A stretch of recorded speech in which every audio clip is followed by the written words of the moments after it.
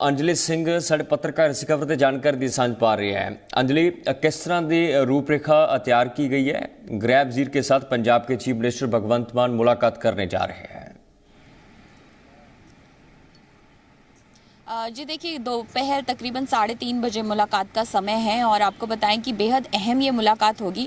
हालांकि आधिकारिक तौर पर मीटिंग का एजेंडा नहीं पुष्ट किया गया है, लेकिन सूत्रों की माने तो पंजाब में कानून व्यवस्था सबसे अहम मुद्दा रहने वाला है इस मीटिंग का, क्योंकि अजनाला की घटना के बाद ये पहली बार है जब पंजाब के मुख्यमंत्री गृह मंत्री अमित शाह से मिलेंगे।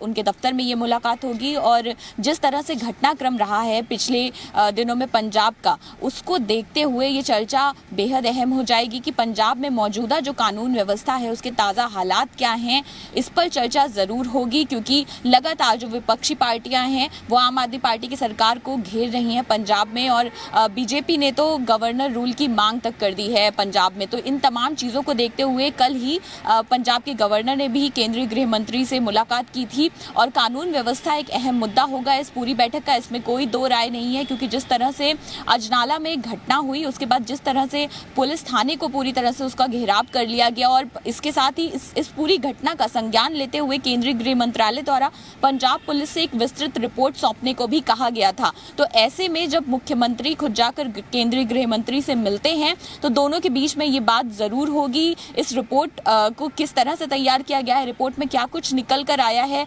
और ये तमाम चीजों पर भी जरूर चर्चा होगी। और पंजाब के कानूनी हालात को देखते हुए ये बैठक बेहद अहम हो जाती है। जी अंजलि, पंजाब के तमाम मुद्दों पे चर्चा होगी, खासकर लॉ एंड ऑर्डर पे। आखिरकार गृह वजीर से मुलाकात पंजाब के चीफ मिनिस्टर कर रहे हैं। इससे पहले पंजाब के गवर्नर बनवारी लाल पुरोहित भी मिलकर आए हैं गृह वजीर अमित शाह को।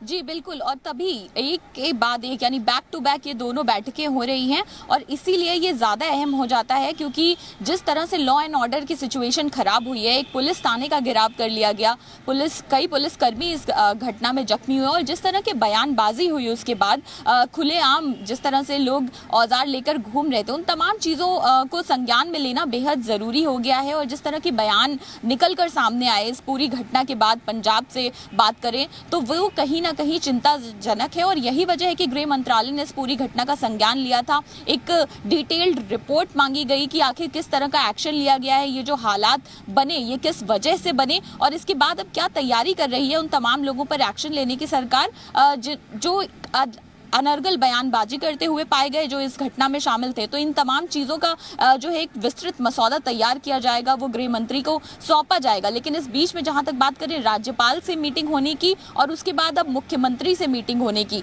तो बहुत ज़रूरी है और यही वजह है कि केंद्रीय गृह मंत्रालय द्वारा इसका संज्ञान लिया गया।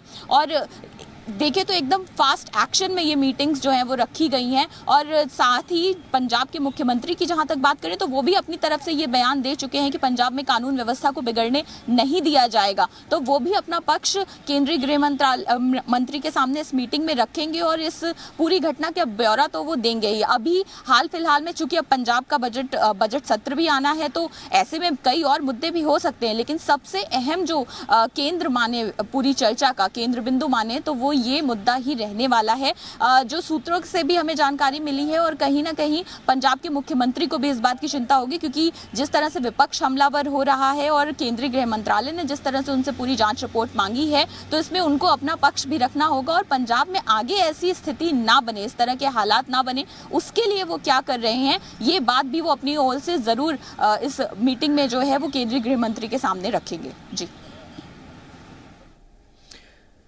पर अंजलि, सबसे चर्चा बड़े मुद्दे पे ये हो रही है। साबका chief minister captain Amarinder Singh का मानना था कि पंजाब में लॉ एंड ऑर्डर कोलैप्स है, इसीलिए केंद्र को इंटरवीन करना चाहिए। केंद्र किस तरह से इंटरवीन कर सकता है? एक तरफ गवर्नर मुलाकात कर रहे हैं, दूसरी तरफ कुछ घंटे बाद पंजाब के चीफ मिनिस्टर गृह वजीर अमित शाह से मुलाकात करने आ रहे हैं। इन बातों का संकेत क्या है? क्या केंद्र सख्त रुख अपना सकता है या किसी और एंगल पे इसको देखा जाए? जी देखिए, जहाँ तक सख्त रुख अपनाने की बात है तो आपको ये ज़रूर बता दें कि केंद्र इंटरवीन हर तरीके से कर सकता है। अगर ये लगा कि हालात निकल रहे हैं, बेकाबू हो रहे हैं या संभालने लायक नहीं है मौजूदा सरकार द्वारा, तो सारी शक्तियां हैं उनके पास। लेकिन मुझे जहाँ तक मुझे लगता है और जहाँ तक हमारी जानकारी कि फिलहाल जो है वो इस रिपोर्ट पर ही बात की जाएगी, ये समझने की कोशिश की जाएगी कि ये हालात क्यों पैदा हुए और आगे क्या इनसे इस तरह के हालात ना बने, इसकी कोई तैयारी कर रखी है सरकार ने या नहीं। क्योंकि एक बड़ा जवाब यहाँ पर जो पंजाब के मुख्यमंत्री हैं भगवंत मान, उनको देना पड़ेगा और इसीलिए ये बेहद अहम हो जाता है। जहां तक बात करें गवर्नर से मुलाकात करने की, तो आपने बिल्कुल सही कहा कि ये कहीं ना कहीं इस ओर इशारा जरूर करता है कि क्या कोई बड़ा कदम उठाया जा सकता है, क्या कोई सख्त रुख जो है वो अख्तियार किया जा सकता है, इस तरफ ये इंडिकेट तो जरूर कर रहा है।